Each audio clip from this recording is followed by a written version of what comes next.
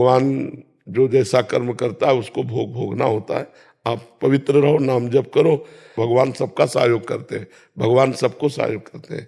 आप भगवान का भरोसा रखो और आचरण अपने बिगाड़ना नहीं, नहीं तो वो बिगड़ा तुम बिगड़े, फिर उसमें प्रश्न करने का मतलब क्या रहा, साधु समाज का मतलब क्या रहा। जी महाराज जी, आपके चरणों में कोटि कोटि प्रणाम।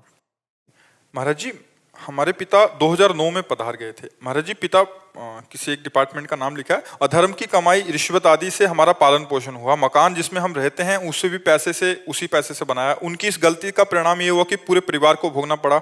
माता जी का स्वास्थ्य बिगड़ गया, छोटा भाई नशे में चले गया और उसकी पधार गया।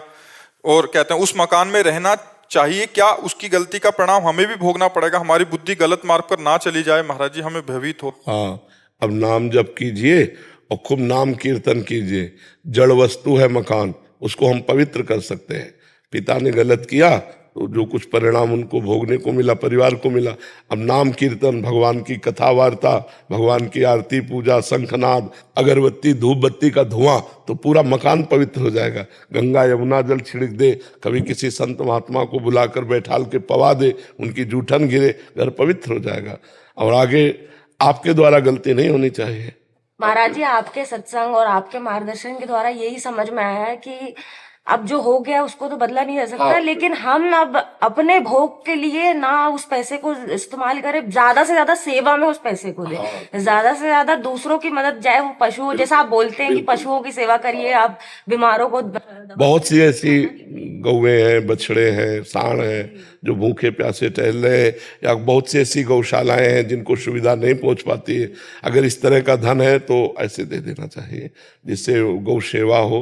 वो जो हमने दूसरे का शोषण किया तो किसी का पोषण करेगा, तुम्हारे पिता को भी आनंद मिलेगा। जी हाँ, एक उनके प्रति भी लगता है कि उनका मंगल हो, वो जहाँ पे भी गए हैं। पर हमको ये बहुत अच्छा लगा कि आप जो सावधान हैं और आप अपनी बात बता दिए।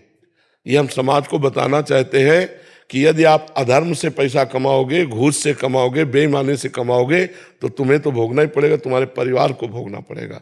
हाँ बिल्कुल, इसलिए भले 100 रुपया कमाओ, मूंग की दाल और रोटी खाओ, साइकिल से चलो, लेकिन तुम्हारा परिवार बहुत बढ़िया रहेगा, तुम्हारा जीवन तो अच्छा रहेगा, तुम्हारा परिवार भी बहुत सुसज्जित हो जाएगा। और अधर्म से कमाओगे तो देखो, बुरे कर्मों के द्वारा कमाया हुआ धन कभी सुख नहीं दे सकता, वो जलाएगा, पूरे जीवन जलाएगा तुम्हें। ये बाहरी जो बेईमानी का पैसा है, निर्दोष को आप दंड दे दिए और दोषी को बख्श दिए तो पैसा आके आपके आग नहीं लगाएगा।